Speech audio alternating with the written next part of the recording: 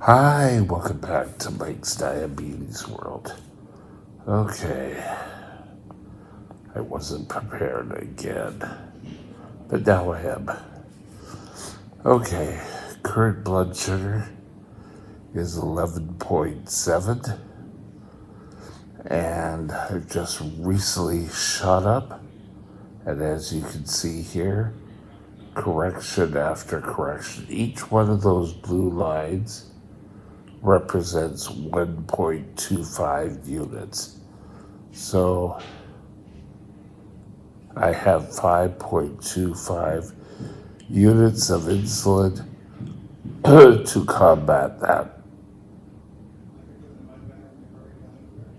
But we'll see. Other than that, I was pretty stable beforehand. But 24 hours ago, let's go take a look.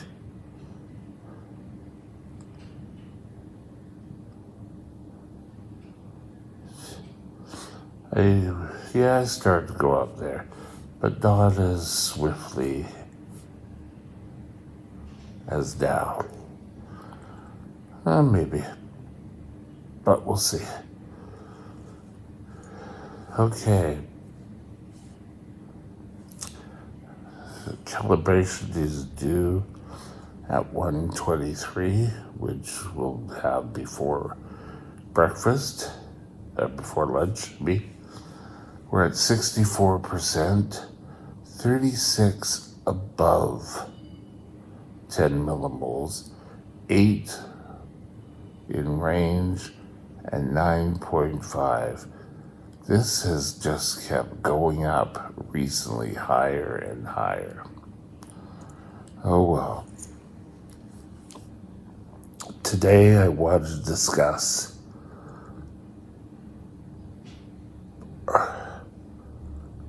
walking.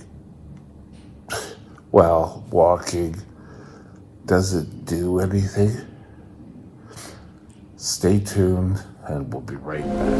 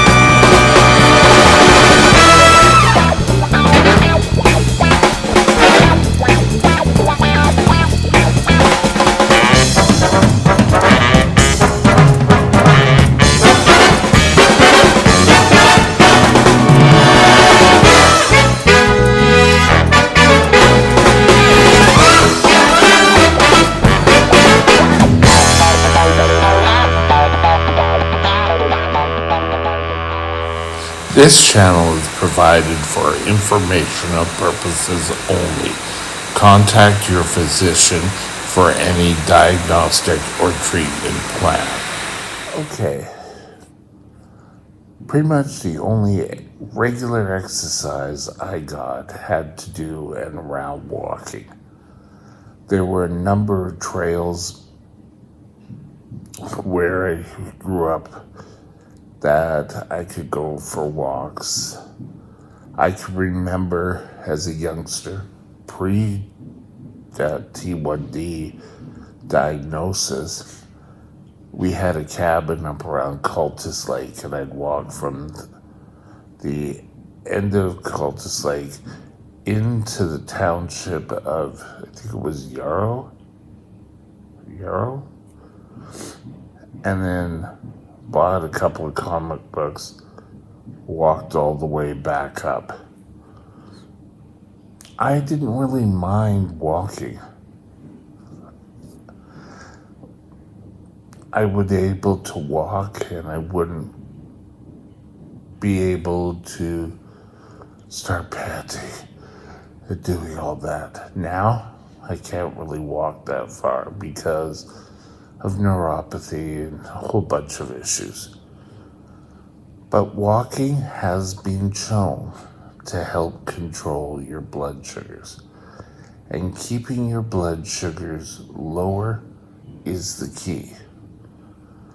Now, I just did a video on spiking blood sugars and how carbs play a role.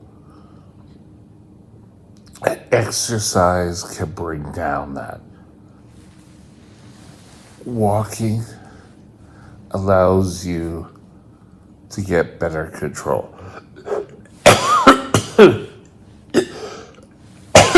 Excuse me. Now,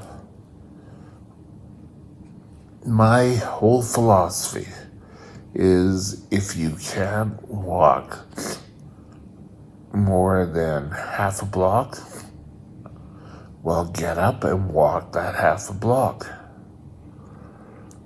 Sit, rest, and walk back home. After a week of doing that, try doing it a bit more, and things will start to become easier. I know as a kid, I don't really want to go for a walk, but I ended up doing it, and that just came from myself. I could have got into aerobics, and I can remember the early days of diabetic daycares, they used to be called, but they're diabetes education centers. And they bring all the diabetics together in a class. You'd have some T1 and you have T2s there. And you sat down and they'd instruct you, and or more or less you'd show up in the morning or the afternoon, and you would go through the whole routine. You'd see a doctor, you'd have breakfast or snack and dinner or whatever, and then you would go and you'd do a course, but somewhere in there we'd have to get exercise. And for a long time it was you'd have to go for walks, and that was their source. And then country line dancing came the hit of the, and that really became a source. And granted, it gets you up, gets you moving, and that's the important thing. You want your body to burn the excess glucose in your system. So you've got to keep up with that. There are so many.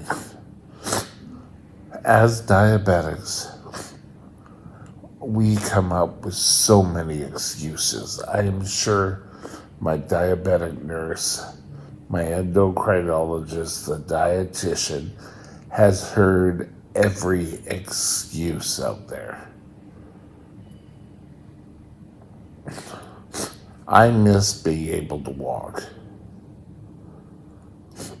Right now, if I go out, it's in my chair, and it keeps me active and full. We need to always be active. I can remember hearing stories, and I think it was just as the internet was blossoming, that a mother said to her sons, "Why do you need to go to the gym? Here, let me do." And she gave them chores, and it ended up being more of a workout. So, but we're talking about walking. Some things you need to be aware of and be prepared for. First of all, make sure you have proper supporting shoes. Joggers may not be the best for you. My sister, who never showed any signs of diabetes to this day, years ago there was a walk called Miles for Millions. And it was like 25 miles that you could walk on this thing. You go out and you get pledges, and then people would pay you. And then you turn the money in. And she wore canvas sort of running shoes at the time. She got a stress fracture in her foot. So you want something that's going to cradle your foot and give support. Now there's a whole line of shoes designed for walking, because that's basically all you need. You can get up, get out, get active, and your blood sugars will start to come down.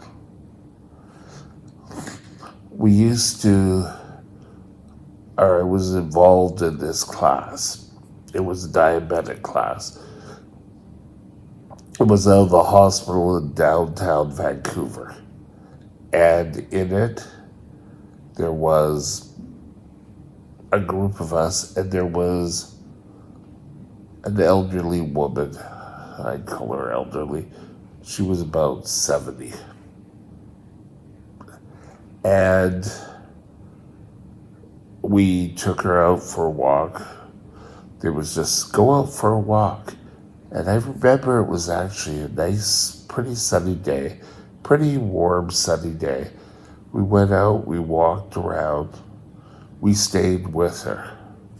Like, we didn't go running off, and then we stayed with her. She got back, and we all got our blood sugars taken. Everyone's blood sugars were down. She came back with a normal blood sugar. She was totally amazed. And I'm sure she's passed now. But she really adapted it and would go out for a walk. Her blood sugars came down. Her movements got better. So walking does work. But check with your doctor before starting any exercise regime. When I did the video on exercise, I believe I said that. And it's important that you get your exercise in, but only at the advice. So often people will say, yeah, I'm going to go out jogging. And they start jogging and they can't breathe. It's causing more problems. Now, some other things. We talked about shoes. Before you go out, make sure you have some extra carbs on board. Or carry extra. Quick acting sugar, in case you're out and you decide you're going to drop. Things like that happen pretty damn quick. But don't just say, nah, I'll be fine.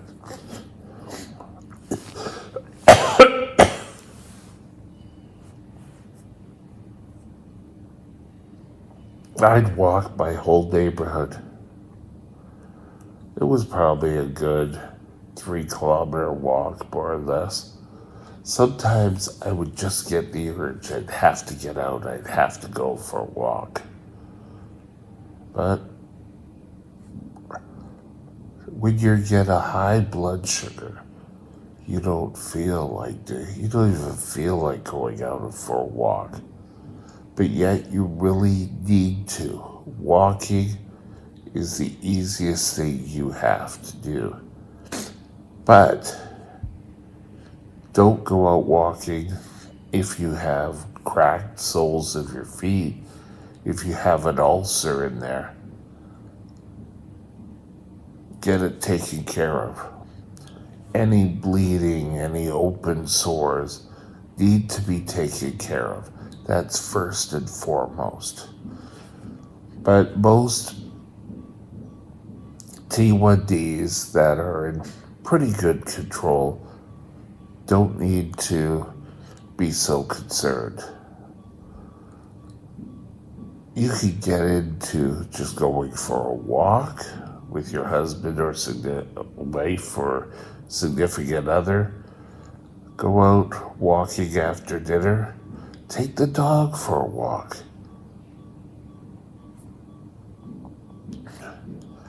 That's the one thing when I had my service dog. I did take him for a walk because I was in a chair by then, but just getting out in my neighborhood and seeing around. We kind of had, behind our condo, we kind of had a trail, and I would take him along these trails. It was good. Didn't matter if it was overcast, sunny. The only time I never really did it was in snow because my chair wasn't going to do it. So, ensure you have good walking shoes. Make sure you take your glucometer and snacks in case you go low. Keep moving. You'll be surprised that you'll see the changes in your blood sugars. With that, I'm going to walk on by.